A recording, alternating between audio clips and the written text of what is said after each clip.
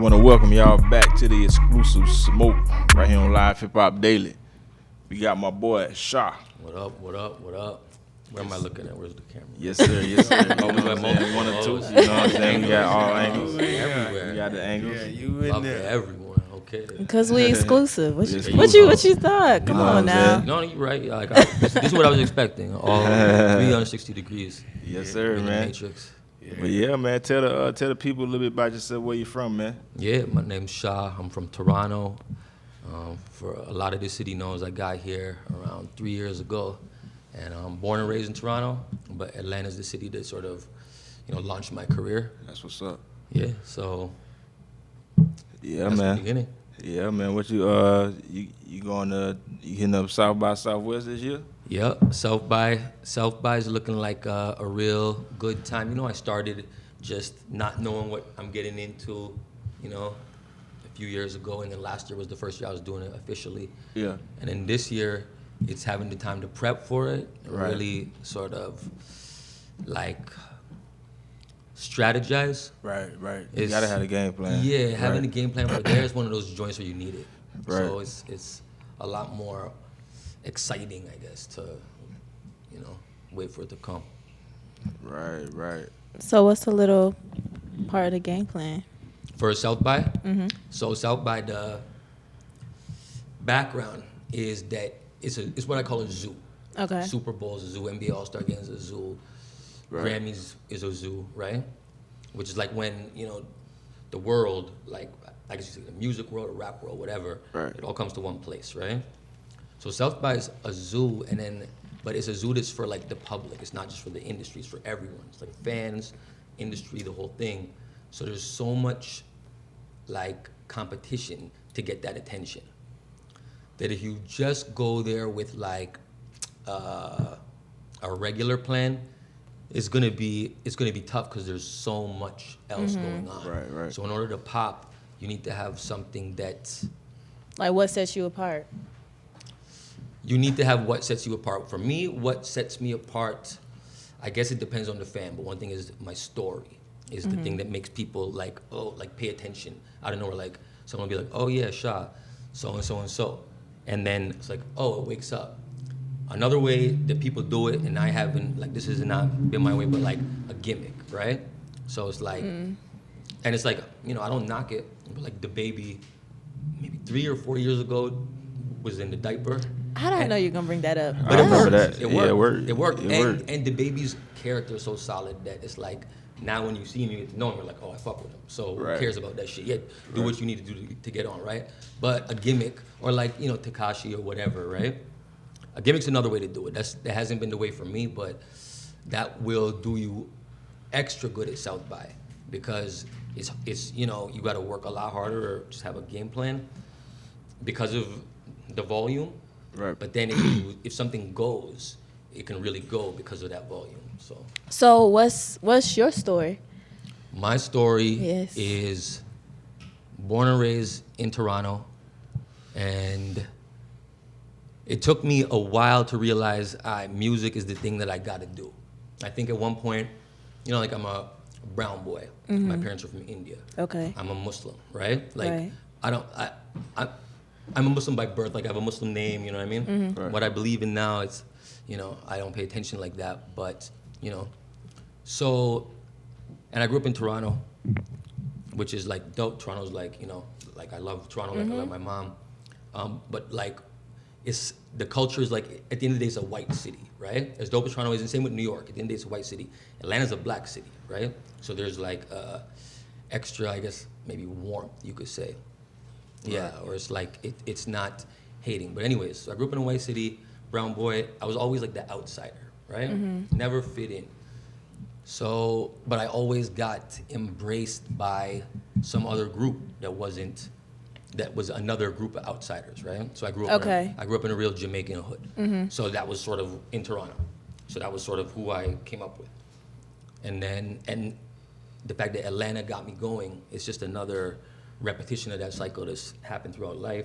But it took me a minute to get back to music, and it was that same phenomenon. I'm like, all right, well, there's something for me in Atlanta, put it in, and then, wow, the city, like, this is who embraced me. So how long ago did you move here? The end of 2016, so about 3 years and a little bit. Okay. How long do you plan on staying?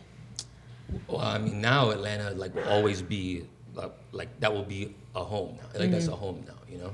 So I think it depends on where I'm at. But one thing I've done is in Atlanta is there's a lot of events that are like giant scale, but a little bit outside of like the trap lane, right? So like there's these giant parades with like some of them have 90,000 people. Chantel Ryder is the woman who like I guess oversees a lot of them or like creates the fun part of it, right? There's like a lantern parade that has like 100,000 people. So then I started like, you know, embracing, enjoying these, and then I did. So they had me in the Inman Park parade. Yeah, so last year I was in Inman Park parade. I'm not sure how many people were out, but like, remember how many? 100,000? Yeah. Oh shit. Well, I thought it was okay. That's so yeah. You could. It was more than like my brain could do the math on, right? It was like, oh, the streets are out, you know, for a long time. Right. So I've started doing a lot of these, and now my sort of way of being is like I'm just gonna build with them. So every year I'll be back for these events throughout the year, no matter where I'm at. You know what I mean? Right. Most So, definitely. Yeah. I love that. That's solid. I think though when you come to Atlanta and it does something for you, I can't see anyone ever not. Like how many rappers people think of from Atlanta rappers but not from here. Right. Because they came and happened and it's always Right. gonna be, That's so true. Right. That is so true. So, what influenced your type of style of music? That's a good question. So the easy part of the answer is to say Atlanta. Because before I got here, I didn't fuck with melody. You know what I mean? It used to be the mentality up there, not so much anymore, but like melody shit, that was some like bitch ass shit, right? Or it was some weird shit. But then when you get here, you realize like, no, that's just what it is. Especially with technology, it's just so easy. You know what I mean? Right. But then here you realize that like, I guess in most of the world, I think, there's no more like credibility or authenticity if someone says they're in the streets and they're not in the streets, it doesn't matter in this rap world anymore, right? Right. So what I started thinking is that's even me as a rapper was thinking like, oh, I guess this is how it is. There's no more shit where it's like real. If someone's doing it, someone who you know is doing it, like Rollo, right? Or it's, it doesn't matter. But then when I got to Atlanta, it's like, no. Everyone who says they're in the streets, they're really in the streets. It was a like shocking thing for me, you know? And it was dope because like, oh, this is real. So then it's like, if there's melody in the music, it's like, but this is the pain you're dealing with, this is still dope. Yeah. And then whatever it was, I just caught that in like a moment, you know? Right. So that was the biggest like creative influence I would say has been Atlanta, and like specifically that lane of like Derez Deshawn, Lucci, you know what I mean? And I guess that you could say that goes back to Future, or you could say like Lucci. I think a lot of sound came from Lucci, you know? So that's the specific. Say that again. Yeah. Atlanta strip club music, I guess. Yeah. Yeah. Yes, sir. I heard you love them. I love them. They love me. It's a lot of love. There's a lot of love in the strip clubs of Atlanta for sure. Yeah. It's a different thing. That's for sure. Yeah. The rest of the world, it's another thing. That's a specifically Atlanta thing. How much good there is in the strip club. It's like, all right, well, some of the best food you can eat in Atlanta, like no joke, is in the strip club. Oh my God, so many people say that. And then You are not the first person to say that. right. That's definitely part of the reputation. Yeah. Like, and then there's always whatever the main game of the night is, that's always going to be playing, right? And then there's always going to be the best music that you can hear in Atlanta strip clubs, right? So now you got the best food, you got whatever you want to watch, you got the best music, and then it's the girls, right? So it's like good on good. So that's why it's a special place. It's a vibe. So Yes, you sir. recently serenaded Bernie Sanders. That's my dog. Okay. That's my dog. Yeah. I've been rocking with him. I did the last Bernie Sanders event I did was in. Remember the venue name? Sweet Lounge, and it was Killer Mike's event that was a fundraiser for Bernie when he was coming to Atlanta, right? And then I've been rocking with Bernie just like on my own since the last one, 2015, 2016, right? Okay. So now, like, when we started talking, like my agent and management was talking to his people who deal with, what do you call it? National surrogate, right? So I guess it's kind of like the endorsements or like the celebrity spokespersons type thing. Right. It's called national surrogate. So in that process, like, it's dope. It's like, this is some shit that I really believe in, really fuck with, and now it's happening. So then in Atlanta, it's like, all right, like, go do the show. So that was I think in November when they had the debate in Atlanta, and the next day he was in Morehouse, and then we just, kicked it with him for a second right at the end there. The wife was mad nice, came over to me. I was dressed like, I was totally like all thugged out, right? Like, big ass shades, black hoodie, black dark, everything, right? And they weren't shook at all. They just came over, and she came over to me and said, oh, hey, what's up, whatever, Yeah. And then I remember Bernie was like, all right, getting a picture, and whoever was taking the picture was like fumbling, right?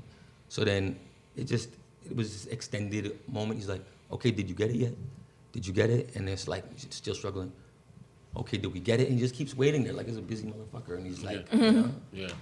So that's my dope. So what draws you to Bernie? Because you're not just supporting him. You're a national surrogate, like you said. That's a big deal. So what made you come to that conclusion? Like, okay, this is what I want to do. I really like this. I like his platform, whatever. Like, what? Excellent question, because it was a moment. I guess it was a moment where it's like, all right, like it clicked for a moment. It's like, wait, I'm putting time into this thing. Like, I still have a lot to do with my own life. Exactly. So I'm putting, and then it's like, well, the reason is that this guy is, I think, definitely the first politician like around here that I heard of that is actually like benevolent, like actually about the people. Like, he's like a champion for the people. That there's no but this. Like, the guy that won't sell out. He's never sold out the corporation. He's always been against the authority, which one I fuck with on like a vibe level, right? But then on a practical level, well, shit, you've spent all your time in politics, and now you're at somewhere where you're about to do this thing that it's tough to even see it happening because he's that real. He's that authentic. And then it's like, well, okay, he's a white male, so that explains how he was able to do it. But whatever, if you're all the way good, then then you're doing something. So the fact that he got where he is, just that's inspiring on its own. And the reason that I like his campaign motto is not me, us. Like, it's about the movement, right? Right. So that's That's big. and if you look, I have a tough time talking about it with people in Atlanta and people in rap. Yeah, like other than Toronto rap people, I have a hard time because I understand that, like, one, the media in this country is fucked up, right? Like, the media in this country, like, when your options are Fox and CNN. CNN is supposed to be the left wing, and people actually think that in this country. They think, oh, Fox is the right wing, CNN is the left wing, right? When a Canadian hears that, or anyone else in the world, they're like, what? They have no idea that it's like, that it's that off. Right. So I understand that people grew up with that, and then it's like, so everything that you've seen has been like a fraud. You can't trust anything, right? Right. Obama felt good because, but at the end of the day, how much changed, whatever, that one did feel good, and that was definitely the best thing that could have happened, right? Right. But real change, what happened, Right. So I have a tough time talking about it because I feel like it's tough to convince someone that, oh, after all these, whatever, hundreds of years, here's a good politician. If someone told that to me and I didn't pay attention, I'd be like, no, like, I don't want to talk about this, So I do have a tough time with that, but I mean, the campaign, like, they explain what it is, and I think part of it is just being real also gets the word out, Right. That's the great thing about America. Everybody get the right to vote for whoever they like. Yeah. That's what Well, it's not if you're a about. felon. I was about to say not Or not everybody. if you're an immigrant or, Yeah. or probably a whole bunch of other people. Shit, in this state, they fuck the shit up with Stacey Abrams. With the voter, like, if you got one little dash wrong in the name, then nah, you can't. But they're only Yeah. doing that in the hood, They're not doing that in wherever, Shit, I heard they was finding rooms full of ballots. Which one? What are you talking about? I'm For just saying, Stacey just Abrams? Yeah, just Yeah, exactly. So when that's what you believe, like, because that's what happens, then it's tough to like have a conversation about, yo, here's the opportunity, right. So Like you say, change only gonna go so far. It ain't gonna never be just all the world greatest thing that ever happened. It's Yeah. gonna be some shit that they done frauded up and make believe it look like some shit happened. So then, like, yeah, always. socially, it's been different being here than. socially, this is, I say, God bless Atlanta. Okay. Socially, for me, Politically. politically, there's been, some, whatever, headache, but socially, no, Atlanta is, I say God bless Atlanta. Like I was saying earlier, Atlanta is, the default culture is black. So when I meet someone, when you meet someone, you, like a stranger, you talk like you regularly do. Right. However you talk, that's how you talk to a stranger. And then as dope as Toronto, like New York is the greatest city in the world. But as dope it is, when you meet a stranger, you put on like somewhere kind of like your interview voice, white voice, you know what I mean? And in Toronto, a little bit more. So God bless Atlanta. And then there's just not hate out there. Like people, I think because there's been so many success stories that it's just, you just understand that that's something that happens. But it's not even just that it's no hate, it's that people are rooting for you. Right. Like in Atlanta, like someone would see me on the streets, especially made a difference early on. And they're like, oh, yo, you a rapper? Like, yo, go on, man. You got this. Like, yo, like, I'm with you. Something that's just like, for no reason, a stranger. Like, I'm not out, it's not a moment where I'm shaking the hands. You know what I mean? Just a moment where, yo, let me just shout you some praise. Yeah. Right? That's some Atlanta shit. So socially, it's, Yeah. yeah. Speaking of, I heard you was premiered on 6 o'clock. Time for Greg Oh, yo, Street yeah, to yeah. ride. Okay. Yeah, shout out Greg Street, legend. Yeah. That was through Swamp Izzo. So Is it shout out my 6? DJ, Swamp Izzo. He was like, Something. pull up, and then bang bang, world premiere. Greg Street. How was that? That was one of those moments where I think that happened kind of early on. I think that happened like kind of early on. So my story in Atlanta is like, as like people write about or whatever, the highlights is like, first it was Magic City that was fucking with me. DJ Outlaw at Magic just got me going there. Yeah. That's the OG. Yeah. And then he got me, and then so then it was known as like, oh, Magic's rocking with him. So then that's obviously good in Atlanta. And then that led to Swamp Izzo through Bodega Teasy, Sean Teasy. Linked me up, like connected me and Swamp, and then Liz as well, my agent. And then, so that's the story of like, getting up in Atlanta. So how were you able to get in the spaces to make these connections to be where you are now, really? So another part of why Atlanta's so dope and the social blah, blah, blah is that in Atlanta, the people that can change your life are out in the open. Oh, yes. So, and in That is so other true. places, That is so true. it's not. Right. So, which is, you wouldn't expect it to be. But here it is. So here it's like, Right. so I mean, okay, Magic City's there. So we go to Magic City, and then, and even in my head, I'll be honest, it was like, all right, this is like, this might be like a 2-time play, right? This might be on the second time, whatever happens, it happens, because everyone knows about Magic City. And then, so I was there with, it was like 4 of us. So me, my engineer, Eddie, Liz, my agent, a white girl, and Mafia, my cinematographer, like a big ass Arab guy, big bald headed, like looks like a wrestler villain, you know what I mean? WWF. Yeah.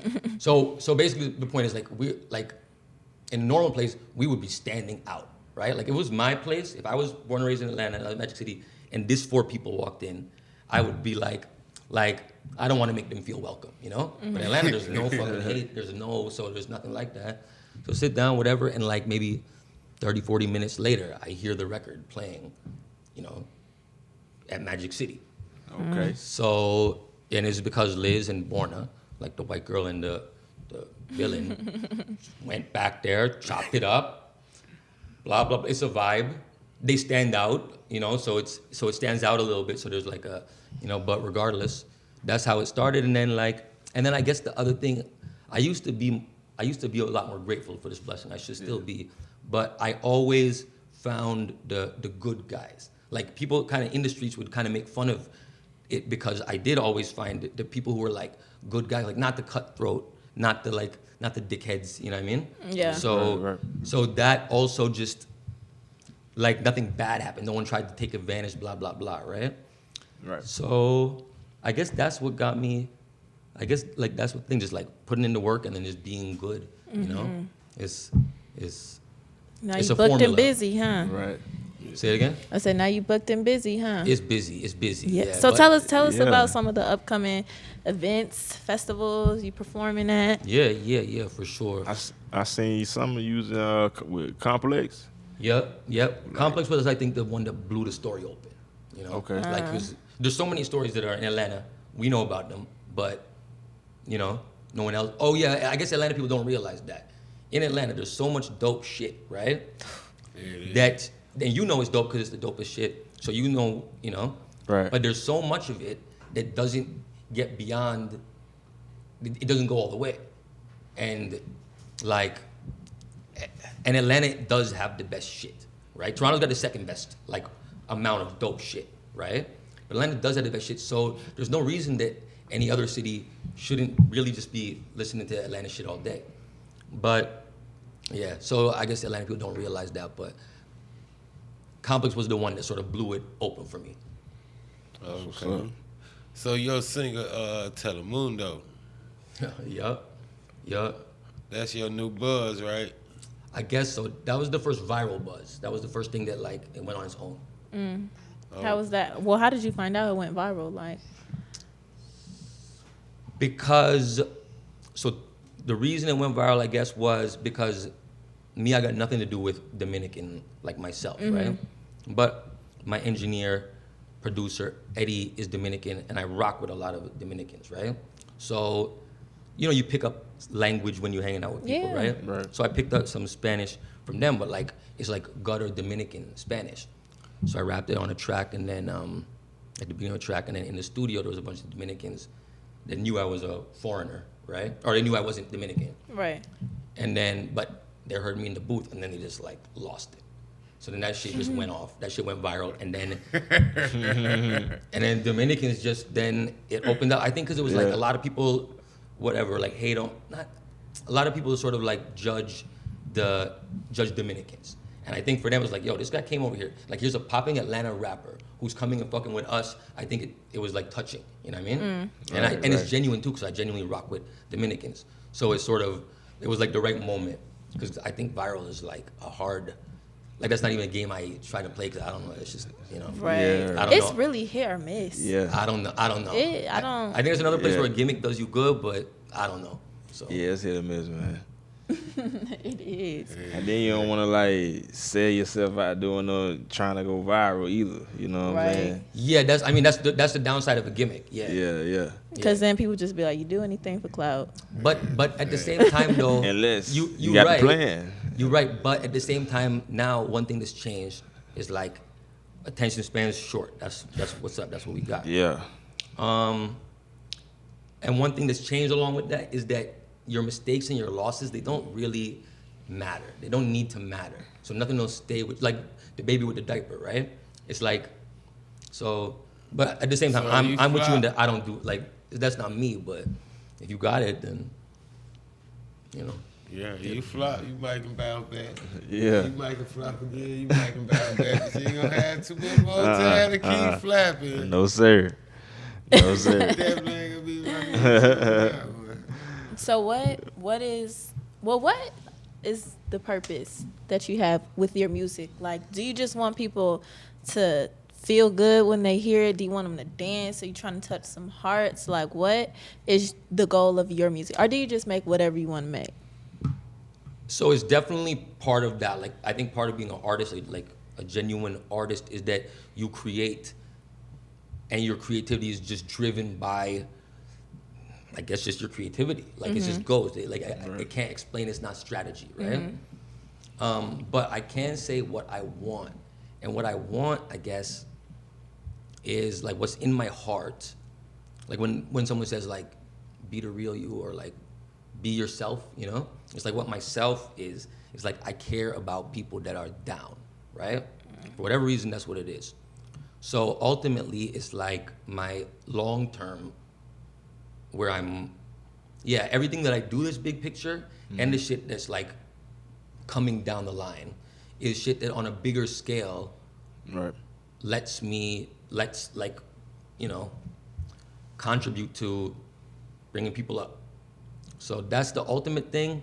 And then musically, for my super fans, and even my fans that like, all my fans that know all my shit, they can see the big picture. Like if you see the light-skinned Jesus, like those memes of me, right? There's this understanding of it with people who follow my whole career. But then in the reality is also today, like, I like to have fun. I like to fuck around. I like to do my own thing. I'm not a charity or a nonprofit or whatever, right? So it's just also like acknowledging that part. It's like, all right, well, whatever I'm doing, what I'm doing is wrong, or whatever it is. So that's sort of, I guess, the reality of how I feel about, you know, what I do and what I put out there. So the music part right now, I guess you could say in like a subtle way, or like a understated way, you know, like the double entendre is about the big picture shit and like, you know, being there for humanity.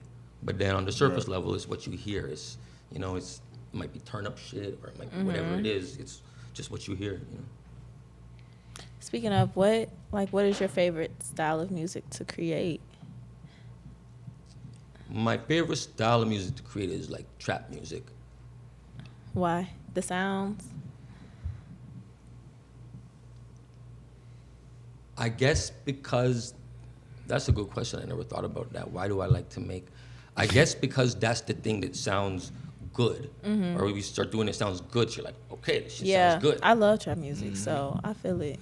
So, and I guess I don't make, like, I guess I don't really experiment in other genres. Like, I do hear other genres, say someone takes my acapella and they makes like a EDM style joint to it. I'll hear that shit, right? And it's cool, it's dope. Like, but yeah, I'm not even really making other music. But I guess there's no reason to, you know what I mean? I can't see right now myself enjoying making something else. I guess the lane that kind of matches up with what we were just talking about, of like my big picture, what do I really want to do, is inspirational music. So someone I told you they're messing around with my vocals over whatever. It's like, I've got inspirational music. I'm like, I don't know what that means. Maybe it's Christian music or something. I don't know what we're about to hear. And it was like, I guess the lane of like Celine Dion and Michael Jackson and Prince. Okay. And like those people are in inspirational music, right? Okay, gotcha. And it's like, oh shit, okay. So then that was like, it felt great. I think all those people really can sing like that. So, you know, I'll need to get there on my own, but that's another sound that I'll have fun fucking around with. It's inspirational. That's what I'll graduate to. Yeah, it's all about evolution, You about to get man. in some singing lessons or what? Oh, I'll need to. Well, it might just come to me. It might just be the magic, you know? Like, the Atlanta gave me melody like magic. There you go. Hey. There we go. I'm going to get that Michael Jackson magic. There we go. 'Cause I definitely salute everyone who's born with it. Like, Chris I'm Brown, saying. like, you know, you can tell he's born with it. Or Quavo, he's born with it. Yeah. You can just tell. But, so for music, singing, like, you know, it'll be the magic. That's, you know. Video series. Yeah. How is that? The video series is one of the things that, like, creatively, I'm proud of. It's like, yeah, it's one of the things. It's like, all right, I got to be creative, and we put together like, you know, a movie, and it's still going on. But so what's the storyline behind it? so the storyline is something that we got my favorite video in the story teed up, so we can cut to it actually. But the storyline is basically the story of how I got to Atlanta from Toronto, which was a couple times coming from, it's a different country, right? You know, I got detained, and then, you know, you get locked in that little silver box, and then whatever's happened once, and then got through, and then thankfully lawyered up. And on the second one, it's like, okay, figured it out. But from there, it was, you know, like hard times. Process. Yeah. So the video series and the music that I guess I've been making is like about this, you know, this time. So with the Okay. series, are you like the creative director? Creative you said director, I create- don't you know said- what that you means. said I don't know what creatively, that like- does. Creatively, okay, got You've it. Yeah. I don't know what creative director does. But creatively, yeah, I think it's like, all right, here's the ideas. And then we have Mafia, and then Liz, sort of producer and cinematographer, I guess, like, okay, here's the words he's saying. Now we'll make it look like that, you know? Ah. So I don't need to do too much. Got It's, you. it's nice, you know? Got you. Yeah. Okay. But it's a lot of, you got to devote a lot of like, you know, life to it to really make it hit. Like y'all see right now. So these days I'm not doing more of these right now just because I guess I like being in the streets in Atlanta, you know. So That's what's up. yeah, but y'all you can take a look at this and then you'll understand what we're talking about. But yeah, man, we appreciate you for coming out though, man. We gonna cut to your video. You know what I'm saying? And we'll be right back, man. The exclusive smoke right here on Live Hip Hop Daily.